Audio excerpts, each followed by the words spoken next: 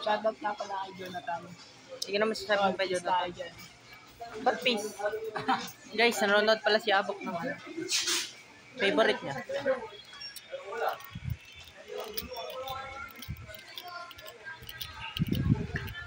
Dati yung mga kabataan na kabataang mga lalaki ba? Emo, tapos mga yung mga itsura na akala mo may kaaway palagi. Ngayon, yung mga kabataan ngayon, Barbie. My friend. Yan yung mga naglulugaw sa selling. Ang sama ng content no?